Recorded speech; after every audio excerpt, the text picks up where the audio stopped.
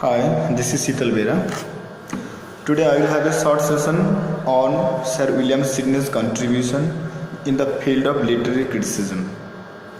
As you all know that Sir William Sidney was one of the representative figure of the 16th century, and he flourished his knowledge in the field of poetry as well as in the field of literary criticism.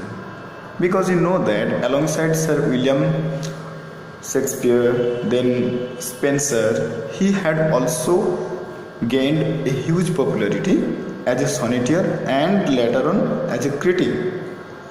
And the age he belonged to, that means the Elizabethan age, it is also called as Renaissance. So being arrived on Renaissance, we had seen so many changes in stylistic point of view, in thought process, and in so many literary aspects.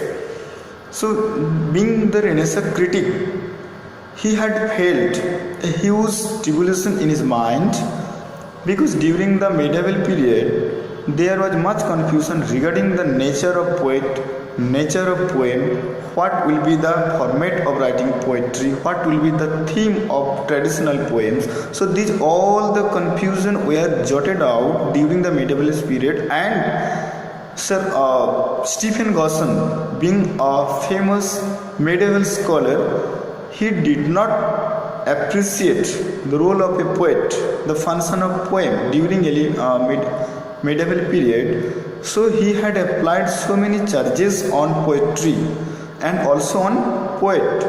He thought that poetry is not only a work of art, but it is also affecting the generation. The youth are being affected by the bad impulses of poetry.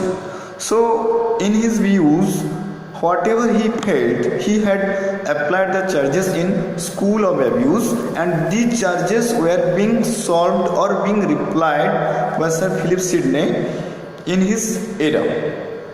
First, I would like to go through the charges whatever he had applied on the nature of poem and nature of poets. First, he placed poets in the category of pipers and jesters and caterpillars of commonwealth. By that term or phrase, what he wanted to mean is, poets are those who used to appreciate blindly the deeds of the great royal kings, and whatever guidance or whatever appreciation or regard did they get, these are the mere expression of their poetry. Second one, he applied that poetry is only playing with words. A poet does do nothing, only he used to play with the words, and it is not only any work of art, it is only just debilitating to the virtue. Alongside, he told that, or he applied the charges that poets, they used to give bad impression on society. How?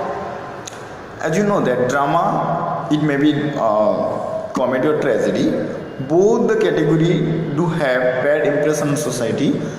If we talk about drama, and basically if it is of tragedy, then tragedy certainly does have bad corrupting influences, like drama is full of horror scenes, drama is full of bloodsheds and murders.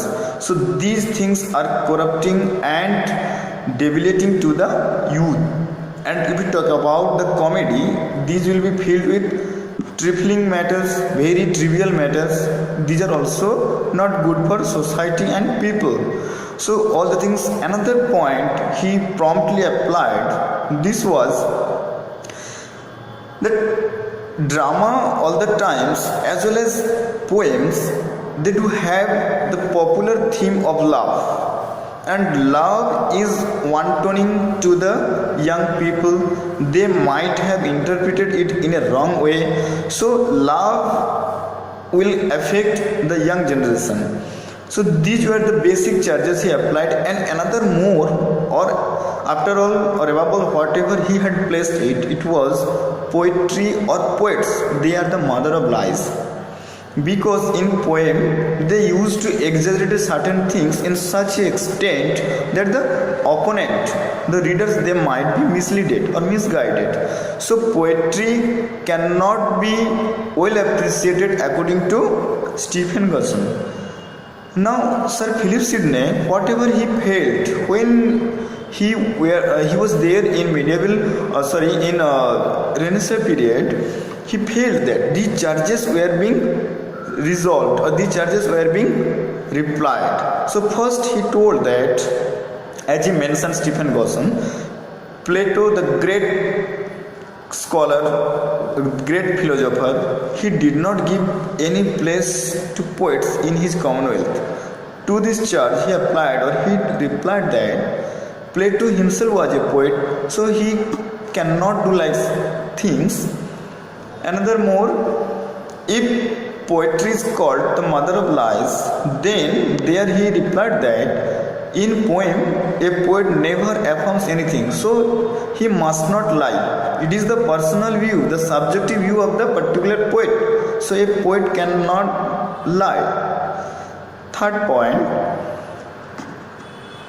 if a poem deals with the theme of love, then Stephen Gosson told that it is corrupting influence upon the people.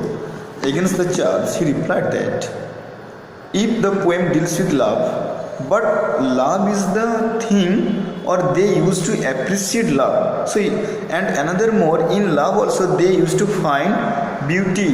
So it is not love. The basic point is appreciation of beauty, and to his point, appreciating beauty is not bad.